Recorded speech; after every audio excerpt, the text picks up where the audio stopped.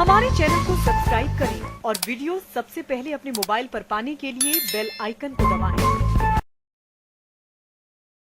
आई witness news पर आप देख रहे हैं। सांसद मुकेश राजपूत ने प्रेस वार्ता में अंतरिम बजट के मुख्य बिंदुओं पर की चर्चा। फर्रुखाबाद जनपद में रविवार को आवास विकास कॉलोनी स्थित भाजपा कार्यालय के निकट स्थित केंद्रीय चुनाव कार्यालय पर सांसद मुकेश राजपूत ने प्रेस वार्ता आयोजित की, जिसमें उन्होंने केंद्र सरकार के अंतरिम बजट के मुख्य बिंदुओं पर चर्चा करते हुए बताया कि प्रधानमंत्री नरेंद्र मोदी के नेतृत्व वाली सरकार ने अपने अंतरिम बजट में 2047 तक विकसित भारत के संकल्प को ध्यान में रखकर बजट पेश किया गया है, जिसमें उन्होंने बताया कि आम जनमानस के गरीब कल्याण हेतु चल रही योजनाओं को बल मिलेगा। भारत सरकार के जो केंद्रीय बजट स्वीकृत हुआ उसके संबंध में मैं आपको अवगत कराने के लिए जो ये बजट जो पास हुआ है अंतरिम बजट है, इस अंतरिम बजट भारत सरकार ने पास किया है कि 2047 तक ये राष्ट्र विकसित राष्ट्र कैसे बने, ये उस पर आधारित बजट है। सही माने में देखा जाए, इससे आम जनमानस में जनहित के काम होंगे, गरीब कल्याण की जो योजनाएं चल रही उन्हें और बल मिलेगा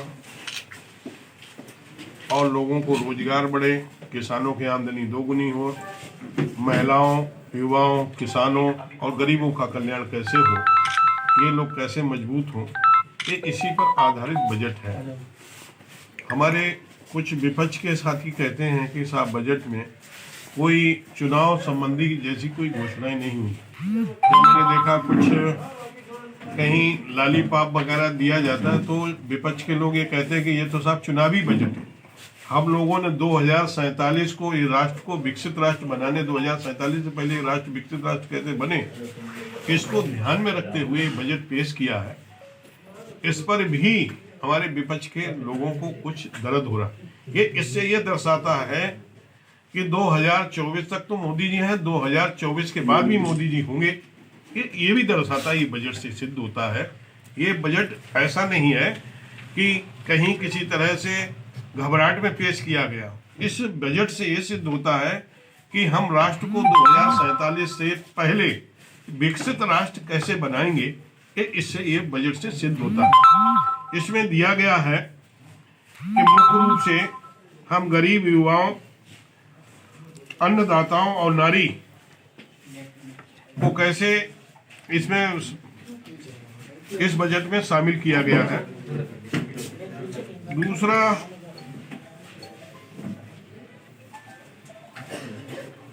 इस बजट का पहले जो है कि सबसे ज्यादा बजट हम लोगों ने इंफ्रास्ट्रक्चर पे दिया है।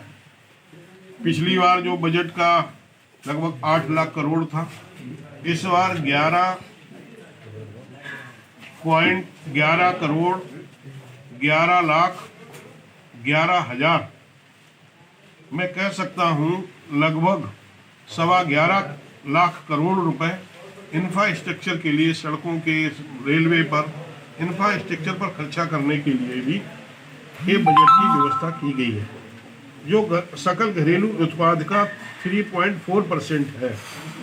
और जबकि यह यूपीए सरकार के समय में वित्तीय वर्ष 2013-14 में खर्च किए बजट से 2,57,661 करोड़ की तुलना में एक महत्वपूर्ण वृद्धि है।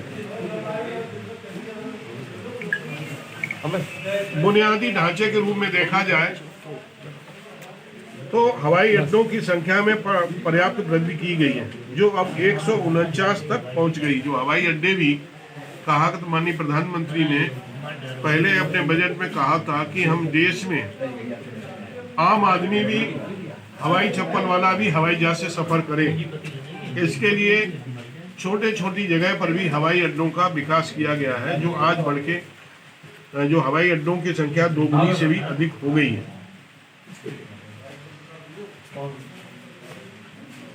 इसमें गरीबों के लिए जो आवास, 2 करोड़ आवास बनाने की भी घोषणा की गई है कि हम गरीबों के नए 2 करोड़ लोगों को आवास भी देंगे। इसमें मध्यम वर्ग के लोग भी यदि आवास बनाने में किसी तरीके से कोई उन्हें तकलीफ है, कष्ट है, तो उन्हें भी ये सरकार सहयोग करेगी। महिलाओं को लखपति दीदी बनाने के लिए अभी 2 करोड़ लखपति दीदी बनाने का लक्ष्य था। इस बजट में 3 करोड़ दीदियों को लखपति दीदी बनाने का व्यवस्था की गई है। अन्नदाताओं को उनकी कम लागत में ज्यादा उत्पादन कैसे मिले और ज्यादा उत्पादन का लाभकारी मूल्य कैसे मिले, इसके लिए भी नैनो डीएपी, नैनो यूरिया का व्यवस्था की गई है। अब बड़ी मात्रा में हिंदुस्तान में नैनो डीएपी, नैनो यूरिया मिलेगी। इससे किसानों को कम लागत में, कम समय में ज्यादा उत्पादन, कम लागत में और कम समय में ज्यादा उत्पादन और उत्पादन का लाभकारी मूल्य मिलेगा।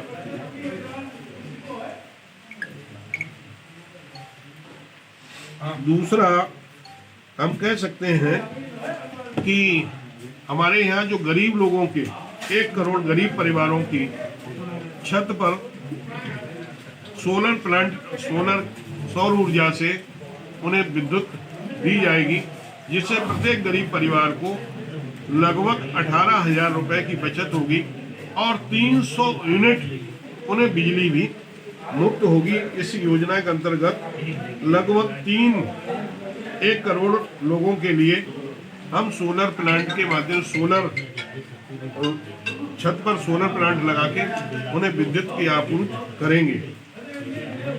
इस तरह हम कह सकते हैं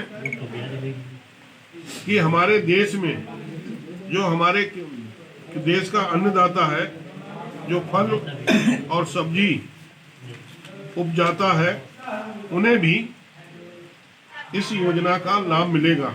दूसरा, इस देश के अंदर कि हमारे यहाँ 40,000 बोगियां जो हैं रेलवे की, जो आज जर्जर है, पुरानी बोगियां हैं, उन बोगियों को, रेल बोगियों को उन्हें परिवर्तित करके और एकदम मेट्रो रेल की कल्पना की तरह एक अच्छे डिब्बों के रूप में उन्हें परिवर्तित किया जाएगा। 40,000 रेल बोगियों को भी इसमें परिवर्तन करने का लक्ष्य रखा गया है। भारत देने के लिए भी इस बजट में कहा गया है। युवाओं को योग डॉक्टर बनाने के लिए हर जनपद में एक मेडिकल कॉलेज खोले जाने की भी व्यवस्था है। युवाओं को शून्य ब्याज दरों पर 50 वर्षीय ब्याज मुक्त लोन के जरिए 1 लाख करोड़ रुपए का भी कापर्स स्थापित करने का लक्ष्य है। आयुष्मान भारत का, इसमें एक और मुख्य चीज छूट गई थी।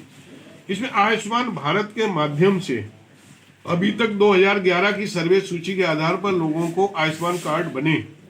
उसके बाद में मानी आयुष्मान भव्य योजना के माध्यम से जिस परिवार में 6 यूनिट से ज्यादा सदस्य है, उन लोगों को इसमें शामिल किया गया था।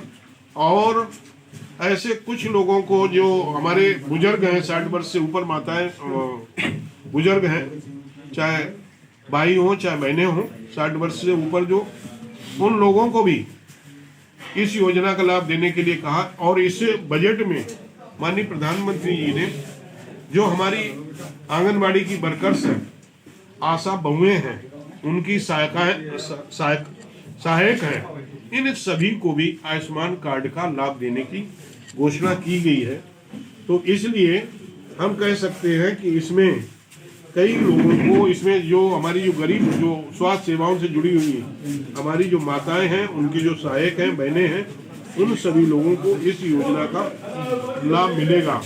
दूसरा, सर्वाइकल कैंसर की रोकथाम के लिए 9 से 14 साल की बच्चियों को टीकाकरण भी होगा। टीकाकरण भी 9 से 14 साल की जो बच्चियां हैं, जो सर्वाइकल कैंसर से पीड़ित होती थी, ऐसे लोगों को निःशुल्क 9 से 14 साल की बच्चियों को टीकाकरण भी होगा। ई वाहन नीति के तहत सार्वजनिक परिवहन नेटवर्क को अब जोड़ा जाएगा। यही मुख्य रूप से इसमें कहा गया।